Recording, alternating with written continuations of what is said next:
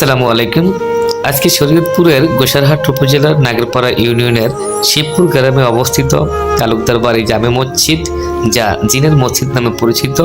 আজকে আপনাদেরকে এই মসজিদটি সম্পর্কে বিস্তারিত জানাবো। প্রচলিত নামের বাইরে এলাকাবাসীর কাছে জিনের মসজিদ নামে পরিচিত। প্রায় 450 বছরের পুরনো এই মসজিদটি মোগল কারুকার্য খচিত নান্দনিক ডিজাইনের কারণে দূর দূরান্তের অনেকেরই আকর্ষণের কেন্দ্রে রয়েছে এই মসজিদটি। জনশ্রুতি রয়েছে বা লোকমুখে যতটুকু শুনতে পেয়েছি, প্রায় 450 বছরের পুরনো এই মসজিদটি কোনো মানুষের নকশা ও শ্রমিকের শ্রমে গড়ে ওঠেনি। মসজিদটির জায়গায় একসময় অথই পানি ছিল। এক রাতেই পানিতে মাটি ফেলে তা নির্মাণ করা হয় এই মসজিদটি।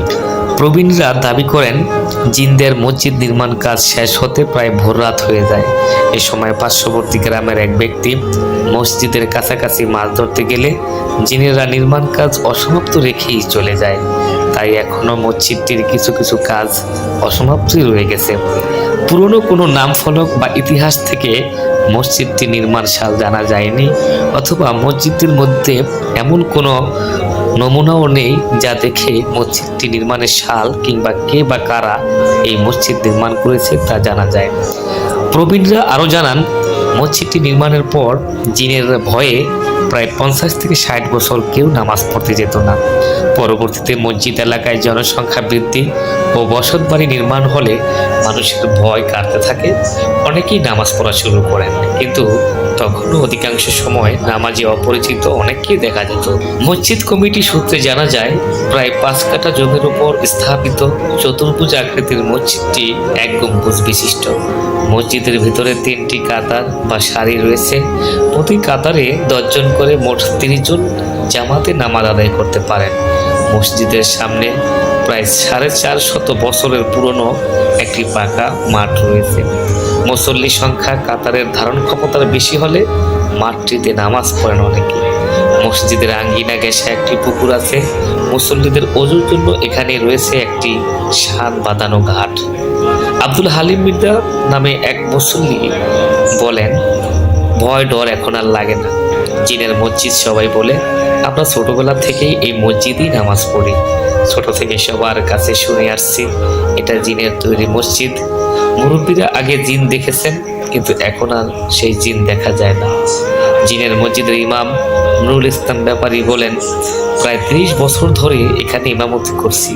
নামাজ পড়িয়ে অন্তরে প্রশান্তি লাভ করি। গরমকালে মসজিদের ভেতরে প্রবেশ করলে শরীর ঠান্ডা হয়ে যায়। শীতের সময় ভেতরে গেলেই গরম লাগে। পূর্বপুরুষদের অনেকে বলেছেন মসজিদটি জিনেরা তৈরি করেছেন। অনেক দূরের মানুষজন এখানে নামাজ পড়তে আসেন। গ্রামের সবাই এখানে জুমার তারাবি নামাজও পড়েন।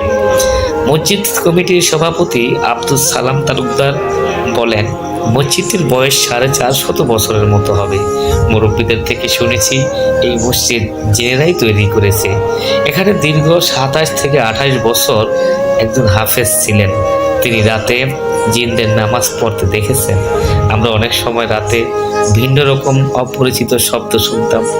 এই শব্দকে জিনের শব্দ মনে করে অনেকে মসজিদটিকে জিনের মসজিদই বলেন। কয়েক বছর আগেও মসজিদের ভেতরে কোনো কথা বললে কথাটি আবার ফেরত আসতো বা রিপিট হতো। ভেতরে হালকা সংস্কার করেছিলাম আমরা, কিন্তু এরপর থেকে এই কথা আর রিপিট হয় না। তিনি আরো বলেন, কয়েকশো বছরের মসজিদটির ডিজাইন আস্তে আস্তে নষ্ট হয়ে যাচ্ছে। সরকারের প্রত্নতত্ত্ব অধিদপ্তর পরীক্ষা নিরীক্ষা করে কোনো উদ্যোগ নিলে ঐতিহ্যবাহী এই মসজিদটি আরো কয়েকশো।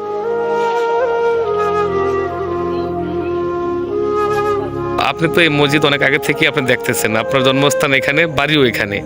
তো মসজিদ সম্পর্কে আপনি কি জানেন? কতটুকু আপনার আইডিয়া আছে মসজিদ সম্পর্কে? এটা কত সালে নির্মাণ হয়েছে, কে বা কারা নির্মাণ করছে, এটার নাম কি? এই মসজিদটার বয়স প্রায় 400 বছরের। ওই সময় হয়তো